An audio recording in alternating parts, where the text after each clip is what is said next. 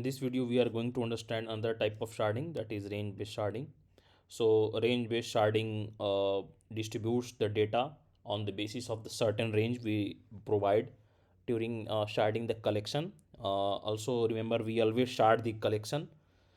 So use cases that this is you only useful when you have field in the document that has some sequential order, like incremental IDs or such as dates. So for example, so you have certain documents which have or either transaction date or either you have some incremental values.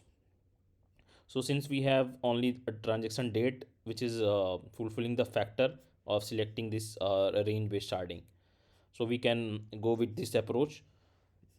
So we will enable the sharding in the lab environment. So this is a very basic concept behind sharding, range based sharding. So in range based sharding, first of all you have to enable sharding on the database you have created. Then you have to index. Okay, this is very important thing, that in range based sharding, since it is applicable with field key value, see transaction date will be our key value, that and key value, that is shard key. This will be our shard key. Transaction date will be shard key. So shard key will always be indexed either in incremental order or either will be decrement descending order. Ascending or descending order, you have to index this shard key. So you have to create index on the shard key, that is transaction date. Then you have to shard the collection. Then you have to add this range. This is the tag. It specifies that whatever it specifies two things. First, k1 to k2. K1 k2 is the tag name which specifies, okay, this is the minimum value and maximum value, and whatever is the fall in this range, it will go into k1 and k2. And k1 and k2 says that k1 k2 is related to rs1, that is shard1. So this range will fall in this tag, and this tag is connected with this shard1. So let's go and perform these steps. So first of all, we'll enable sharding. So connect our Mongo router. You will see we are in Mongos. Now we will enable sharding on banking. It is done. Now we will create index. Transaction date one index name is created. Now we will enable sharding on the collection named transactions.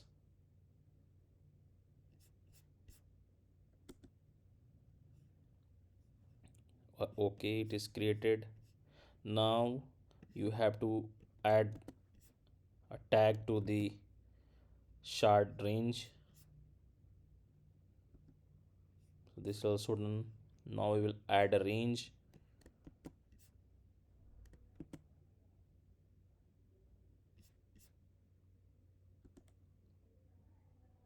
So this also, so basically whatever the for example, this document having date 1/1/2025 will go to the shard1, because this is 1st of January falls either equal to first range, and also it falls between the two range. So this is inclusive,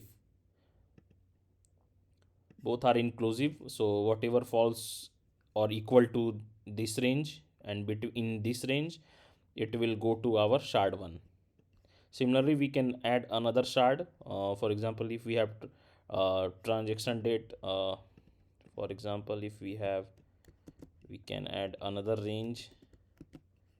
For example, if you want to give as 1st to 12, it will go in this shard.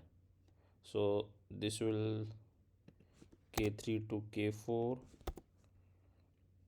and we will add this to another shard.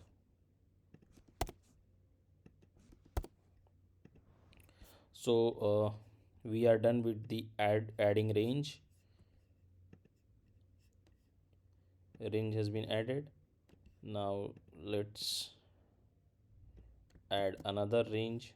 For this, first we have to add tag.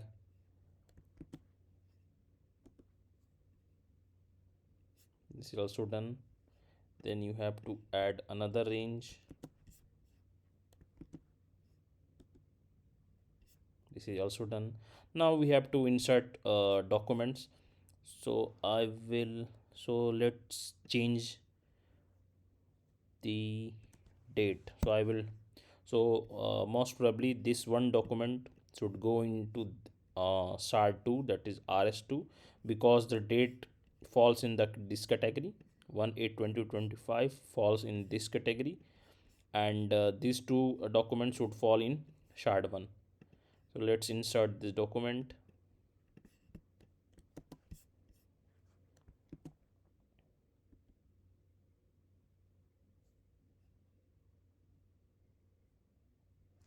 Okay, we have not changed the database name here, so we have to use banking. Now we will insert. It's done. So let's check shard has been added.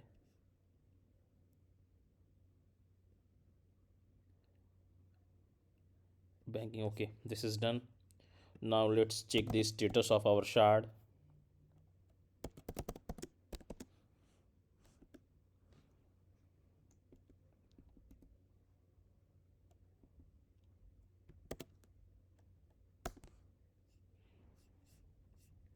So this is our status. So basically what does this means?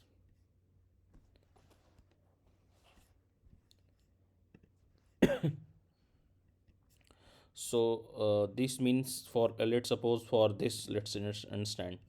So this means it will create three chunks. First will be the chunk which will have range from minimum. For example, if you have date in something minus, for example, let's say, so minus or to 1 1 or something 0 0, like this, it will go into this chunk 1. Now the chunk 2 will be exactly equal to from 1 1 to 30, and to it will lie in the rs1. And this chunk, that is chunk 3, it will create and it will lie into the 30, into the rs2, that is our shard2. So we have also manually created this shard 2, that the whatever falls in this range, it will go in this shard. So it means now it symbolizes this. So now let's see the status of our shard. So you can see shard rs1 has 2 document, and shard rs1 has 1 document, total 3, as it was expected that these two will go in shard1 and this one should be going shard2. So we have 1 document in shard2 rs2 and 2 in rs1. So this is the very basic concept behind our range based sharding. Remember that 3 chunks will be created when you define a certain range. If you are creating a single range where you have, this is a minimum range 1 value, range 2 value, then apart from this it will just create from min to this value, then exactly what we have provided, this to this,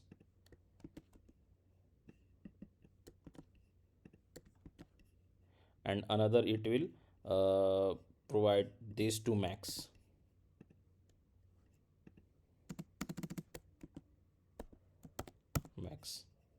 So remember these points. Thanks for watching this video.